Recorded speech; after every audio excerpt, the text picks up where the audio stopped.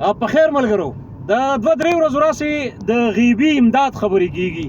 هغې اړخ ته راځم، خو اکثر و بیشتر ملګري دا تپوس کوي چې ته وختي یعنې ناوخته وده کېږي او ناوخته پاسې ټوله شپه ایښې، ته کار څه کې؟ نو نن هم دې قیسې له راځم. خو اول دا چې ارسطو یو ډېر لوی فلاسفر، لوی ادیب، لوی عالم تیر شوی دی. تاسو ټول پیژنئ سقراط، بقراط، ارسطو، افلاطون، دغه یوناني ادبا یا علما چې کوم وو. خبره دا ده چې دی به هم ناوخته وده کېده، ناوخته به پاسېده او مور یې د دې عادت نه ډېره زیاته تنګه وه، بار بار به ورته قارېده. بیا یو ځل استاد محترم ته ول شکایت وکړه چې استاد جي دا ماشوم چې دی ارسطو دی ناوخته وده کېږي او ناوخته راپاسي، لہذا په دې پهلو کار وکړه، د تربیت په دې پهلو وله کار وکړه. نو دغه وخت استادان د اکیډیمیا او د یونان فلسفران، د یونان استادان خو مشهور دي. دا مغربي فلسفي چې ده نو د دغه ځای نه راخوره شوې ده او د جدید ترقۍ بنیادونه هم دغه مغربي فلسفې ایښودي دي، د علم، د منطق، د استدلال خبرې. نو استاد ورته وویل چې تمثیل قیسه یې ورته شروع کړه چې بچیا ته سهار راپاسه وګوره چې کومې مرغۍ وختي پاسي نو هغې ته چینجي میلاویږي د خوراک دپاره.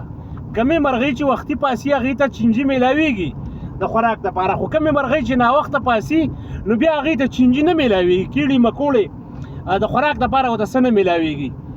نو دا قیسه چې ورته وکړه بیا یې ورته وویل چې بچیا دې نه څه عبرت واخیسته؟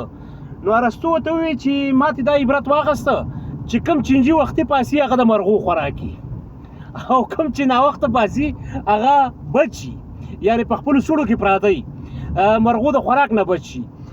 راځم دې خبرې له چې یو پوښتنه دا خلک ډېر زیات کوي چې ته کار روزګار څه کوې چې ناوخته پاسې او ناوخته وده کېږي. نو کار روزګار باره کې به زه صرف او صرف دا ووایم چې بس ما سره غیبي امداد دی او د دې نه اخوا تپوس ما نه مه کوئ، بس ما له خدای راکوي.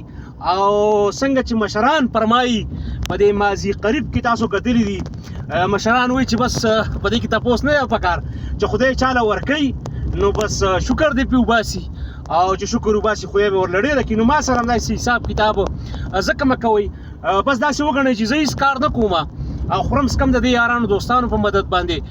لکه یو ځل بیا مونږ د بیدار محترم خیرات وخوړو او یو ځل بیا دغه د دلارم صاحب ناست دی او دا خیرات خواره دواړه شاته ناست دي نو او مونږ مخکې او دغه بیدار.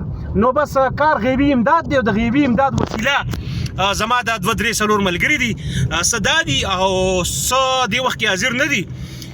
یو خورک دی سجاد او بل سالار نه دی راغلی نن، او ذاکر په خپل کار باندې و، اکبر خان لالا خو دغه نور لوی لوی جوګاړونه دي، دغه کارونه لوی لوي.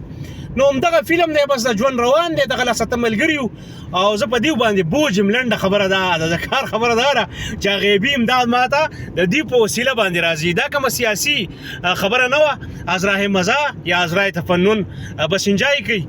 او بل دا چې څوک هم غلطه خبره کوي پکار ده چې ورمخامخ کو، که یو څوک د بل نه حساب غواړي باید خپل هم حساب ورکړي.